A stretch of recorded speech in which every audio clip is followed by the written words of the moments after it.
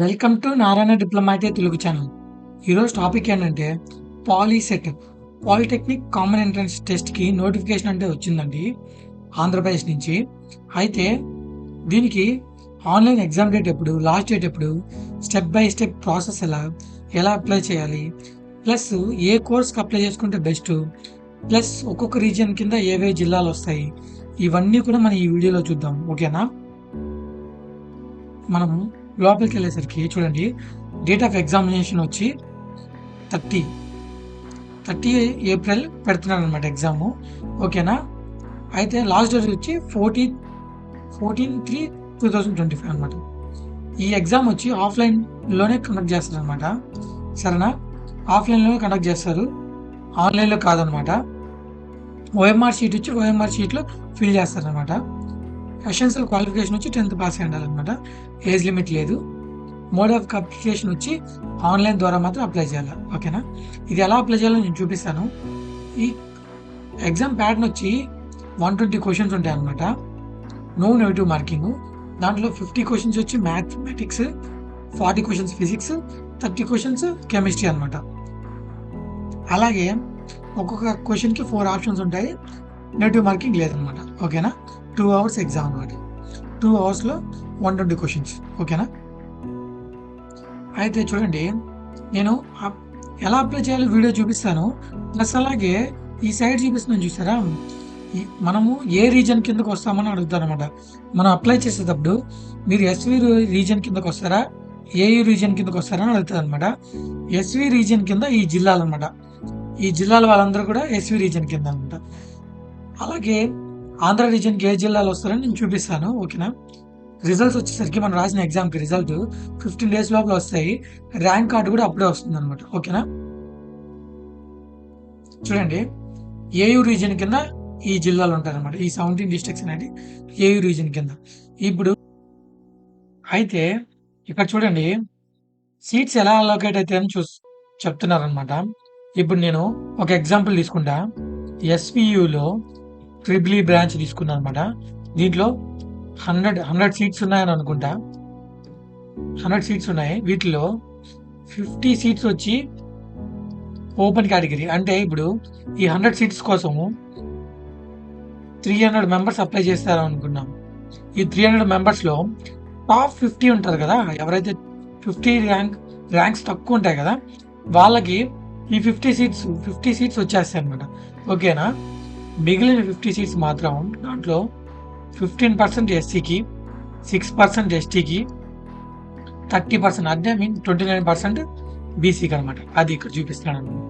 అయితే ఈ 15, 6, 29%లో కూడా 33% లేడీస్ రిజర్వేషన్. అంటే ఇప్పుడు ఒకటి చూపిస్తాను చూడండి. ఈ 29% అంటే ఇప్పుడు టోటల్గా 100 మెంబర్స్లో 29% అంటే 29 సీట్స్ అనుకోండి, అంటే 30 సీట్స్ అనుకోండి. దీంట్లో 33% వచ్చి 9 సీట్స్ ఎప్పుడు లేడీస్కి అలోకేటెడ్ అనమాట. లేడీస్ కోటాలో ఆ 9 సీట్స్ ఎప్పుడు అలోకేటెడ్ అనమాట. ఓకేనా? ఇట్లా ఈ రిజర్వేషన్ పనిచేస్తుంది. కొన్ని రెసిడెన్షియల్ పాలిటెక్నిక్స్ అని ఉన్నాయన్నమాట, మదనపల్లి, రాజమండ్రిలో. వీటిల్లో రిజర్వేషన్ ఇలా ఉంటాయి. ఎస్సీకి 75, ఎస్టీకి 5, బీసీకి 10, ఓసీకి 10 అనమాట. అలాగే ఇంకో కొన్ని పాడేరు, శ్రీశైలం, ఎట్టిపాక అని ఉంటాయి.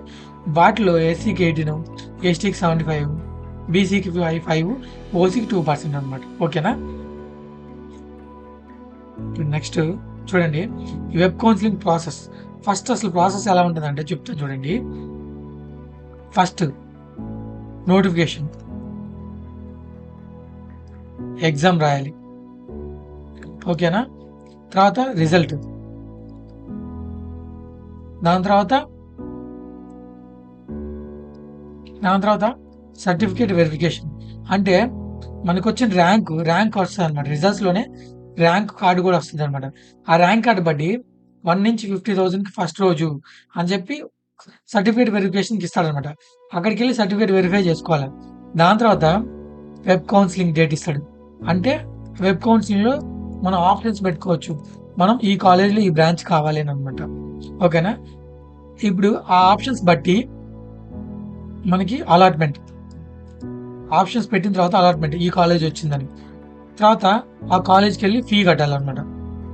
అప్పుడు మనం ఈ ప్రాసెస్ అంతా ఇక్కడ చెప్పాడనమాట. ఇది ఈ ప్రాసెస్ అనమాట. ఓకేనా? ఇది మొత్తం ప్రాసెస్. అయితే ఫీజు వచ్చేసరికి చూడండి, గవర్నమెంట్ వాళ్ళకైతే 4700, దీంతో ప్లస్ మన హాస్టల్ ఫీజు ఉంటుంది అనమాట, అంతే. అదే ప్రైవేట్ దాంట్లో అయితే 25,000 ఫర్ ఇన్స్టిట్యూషన్ ఫీజు, దీంతో ప్లస్ హాస్టల్ ఫీజు ఉంటుంది అనమాట. ఓకేనా? మంత్కి ఇంత ఉంటుంది. అయితే ఎవరైతే ఎకనామికల్గా బ్యాక్వర్డ్ ఉంటారో వాళ్ళు ఇంజనీరింగ్ చేయాలనుకుంటే ఫస్ట్ ఇంటర్ చదవాలి కదా. ఇంటర్లో ఈ నారాయణ, శ్రీ చైతన్యతో అంతంత డబ్బులు కట్టి చదవలేకపోతారు కదా. వాళ్ళు డిప్లొమా చేసి బీటెక్లో డైరెక్ట్గా సెకండ్ ఇయర్కి వెళ్ళొచ్చు అనమాట. అప్పుడు ఇంజనీరింగ్లోనూ కాస్ట్ తగ్గద్ది, ప్లస్ డిప్లొమాకి ఖర్చు కూడా తక్కువ అనమాట. అలాగా ఒకవేళ మనం డిప్లొమాతోనే ఆపేసినా కానీ డిప్లొమాతోనే జాబ్ చేసుకోవచ్చు అనమాట. ఎవరైతే ఎకనామికల్గా బ్యాక్వర్డ్ ఉంటారో వాళ్ళు డిప్లొమా చేయడం చాలా బెస్ట్ అనమాట. ఓకేనా? అయితే ఏ కోర్సెస్ బెస్ట్ అని చూద్దాం అనమాట. ఇప్పుడు ఎలక్ట్రికల్కి, మెకానికల్కి, సివిల్ ఎప్పుడు బూమ్ హైలోనే ఉంటుంది అనమాట. ఎప్పుడు ఎవర్ గ్రీన్ బ్రాంచెస్ అనమాట. నెక్స్ట్ వచ్చేసరికి బయోమెడికల్, కెమికల్, వీటి తర్వాత ఇవి అనమాట. ఇవి 5టికి ప్రైవేట్లోను ప్లస్ గవర్నమెంట్లోను ఎవర్ గ్రీన్ అనమాట. ఇవి వీటితో పాటు కొత్తగా వచ్చినట్టు వచ్చి ఇప్పుడు 3D యానిమేషన్ ఒకటి, ఏఐ మనం ఇప్పుడు వింటానే ఉంటాం అనమాట. ఏఐ, మిషన్ లెర్నింగ్ అనమాట. ఇవి చాలా ఇంపార్టెంట్ అయిపోతున్నాయి. నెక్స్ట్ వచ్చేది ఎప్పుడు కూడా ఏఐ అనేది మొత్తం రూల్ చేస్తుంది అనమాట. కాబట్టి ఏఐ నేర్చుకోవడం బెస్ట్ అనమాట. అయితే గవర్నమెంట్ వాటిల్లో ఏఐ లేదనమాట, ప్రైవేట్ కాలేజీలో మాత్రమే ఏఐ ఉంది. ఓకేనా? ఫీజు విషయానికి వచ్చేసరికి ఓసీ, బీసీకి వచ్చి 400 అనమాట, ఎస్సీ, ఎస్టీకి వచ్చి 100 అనమాట. అయితే ఆన్లైన్లో ఎలా అప్లై చేయాలో ఇప్పుడు చూద్దాం. ఓకేనా? ఇప్పుడు మనం ఎలా అప్లై చేయాలో చూద్దాం అనమాట. గూగుల్కి వెళ్ళి AP POLYCET apply online 2025 type చేయండి. ఫస్ట్ అది ఇక్కడ చూడండి, ఏపీ పాలిసెట్ అని కనపడుతుంది. దాని మీద క్లిక్ చేయండి. క్లిక్ చేశాక మీకు ఒక పేజ్ ఓపెన్ అవుతుంది అనమాట. చూడండి, ఇట్లా ఇది హోమ్ పేజ్ అనమాట. మనకి అప్లికేషన్ అప్లై చేసుకోవాలన్నా కానీ, అప్లై చేసిన అప్లికేషన్ని ప్రింట్అవుట్ తీసుకోవాలన్నా కానీ, ప్లస్ మనకి హాల్ టికెట్ డౌన్లోడ్ చేసుకోవాలన్నా కానీ, ఎగ్జామ్ సెంటర్ ఎక్కడైనా చూసుకోవాలనుకున్నా కానీ, మనకి ఏ కాలేజ్ అలర్ట్ అయిందని తెలుసుకోవాలన్నా కానీ ఇదే మొత్తం పేజ్ అని, ఈ హోమ్ పేజ్లోనే మొత్తం తెలుస్తాయి అనమాట. ఇక్కడ ఫస్ట్ మన ఆన్లైన్ అప్లికేషన్ చూడండి, ఆన్లైన్ అప్లికేషన్ అని కనబడుతుంది కదా. దీనిలో first option, second option. First option వచ్చి ఏపీ స్టేట్ కాని వాళ్ళకి, ఎవరైతే ఏపీ స్టేట్ కాదో వాళ్ళకి ఫస్ట్ ఆప్షన్. సెకండ్ ఆప్షన్ వచ్చి ఏపీ స్టేట్ అయిన వాళ్ళకి అనమాట. దీని మీద క్లిక్ చేయండి. క్లిక్ చేయగానే చూడండి, ఇక్కడ 10th ఎగ్జామ్ ఏంటి మనం రాసిన, ఎస్ఎస్సియా, సిబిఎస్సియా, ఐసిఎస్సియా ఉంటాయి కదా. మనం 10th వేరే వేరే కేటగిరీస్లో రాస్తారు కదా. నేను ఎస్ఎస్సి చూపిస్తున్నాను, ఎస్ఎస్సి సెలెక్ట్ చేసుకుంటాను. ఇక్కడ 10th హాల్ టికెట్ నెంబరు, ఇక్కడ మన డేట్ ఆఫ్ బర్త్, ఇక్కడ ఇయర్ ఆఫ్ పాసింగ్ అంటే 2025 to 2025, ఇక్కడ క్యాప్చా, ఇవన్నీ ఎంటర్ చేసిన తర్వాత మనం లాగిన్ అవుతాం అనమాట. ఓకేనా?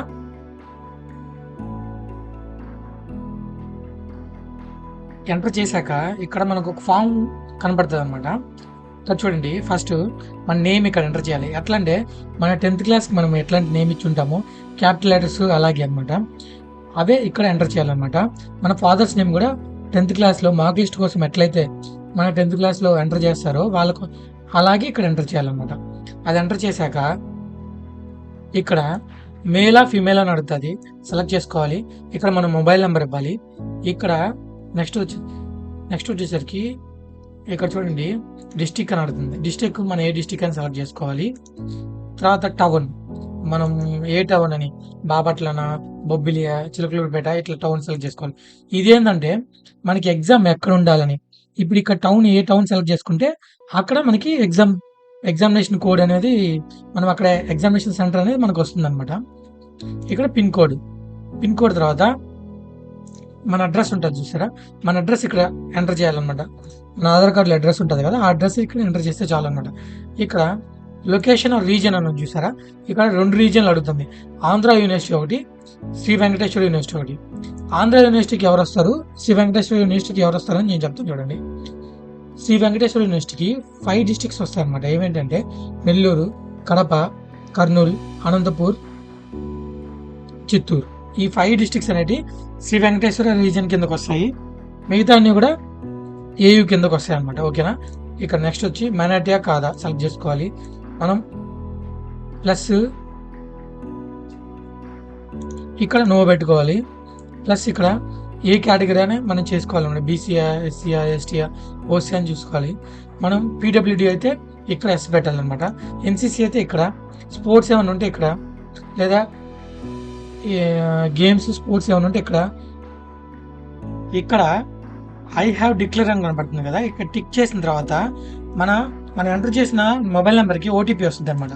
ఆ ఓటీపీ ఇక్కడ ఎంటర్ చేస్తున్నాను అనమాట.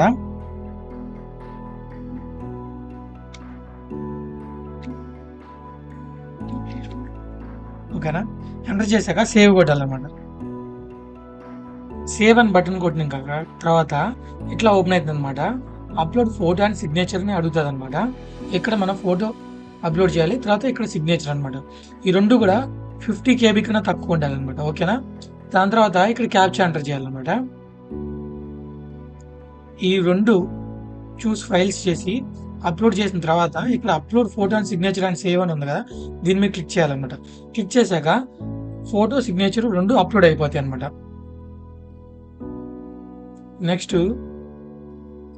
నెక్స్ట్ పేమెంట్ దగ్గరికి వెళ్తుంది అనమాట. ఓకేనా, సేవ్ అని కొట్టాక ఇక్కడ చూడండి,